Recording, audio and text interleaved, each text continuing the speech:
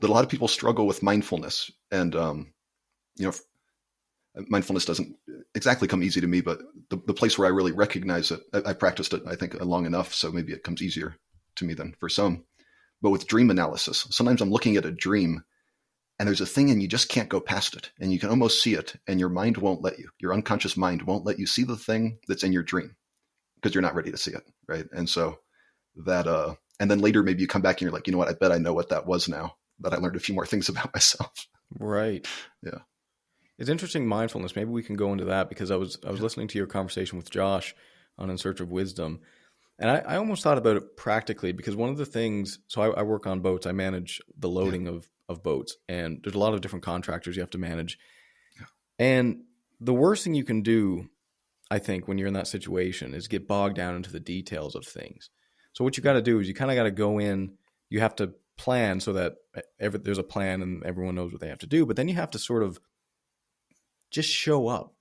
And this is hard for a lot of people to do in the work environment. Sometimes, specifically as a leader, you have to just show up and be mindful. And it's almost like it feels like you're not doing anything, but it's actually the opposite. It's like you're there and you're just watching, you're just observing. And if you do that, like, you'll start to notice, oh shit, the welder's over there. He shouldn't be over there doing that. We need to focus on this, or, where's that piece going to go? Like, all these little things start to kind of come out to you. Whereas if you don't do that, if you're so bogged down into the details, you can't do that. And so I suppose that's sort of the leader's job, is to take a step back and be mindful to keep the spirit of the team moving in the right direction. One of those thoughts, why are you the leader, right, is you've probably done it for a while. You got quite a bit of experience doing it. And there will be things where there's just too much information coming in. Kind of back to Peterson's quote, right? There's 99% of all the nerves that are giving input to your brain. You can't be paying attention to them. You can't be thinking about your little toe right now, because we're trying to think where we're going in this conversation and, keep moving and not lose our train of thought. But then, so you look around and you try to be very conscious of, what's the checklist, right? What are all the things we need to do with this, loading this boat? But you'll also probably have a gut feeling that this isn't right. And you kind of noticed it earlier, but you didn't really notice it. And until you notice it, it won't sit right with you.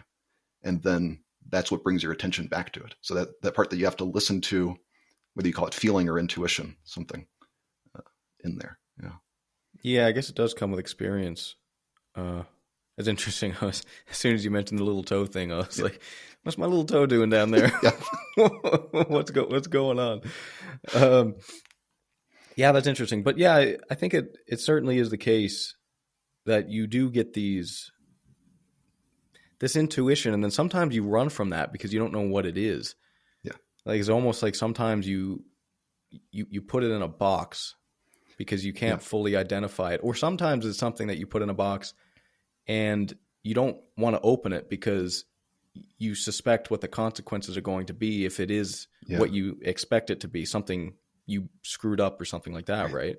That would really tie into like the anxieties in therapy that you actually want to change. This is where you want to change your feeling, right? It's not about trusting your feelings, about trusting your intuition. It's that I'm afraid of it and I hid it in a box and I'm not actually willing to look at it. Because when you look at it, then you actually get to see, is it actually that scary or not?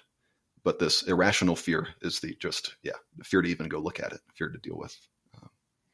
Right. A thing that probably has to be dealt with, right? You can't just keep putting it off, but you put it off as long as you do. Yeah.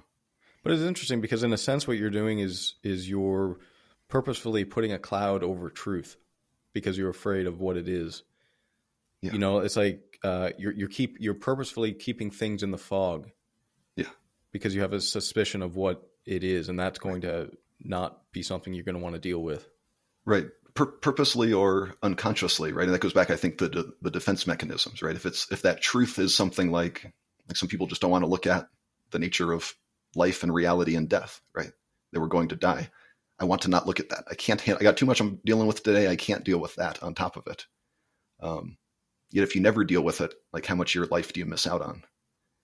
Yet when do you feel strong enough and ready to look at it, right? So that's, it's easy for us that we've read a lot of Stoicism and we're like, oh, talk about death all day, right? And death's not a bad thing, right? But for some people, like, they don't even want to say those words. It's terrifying, right? So and if that's where you're at, that's where you're at.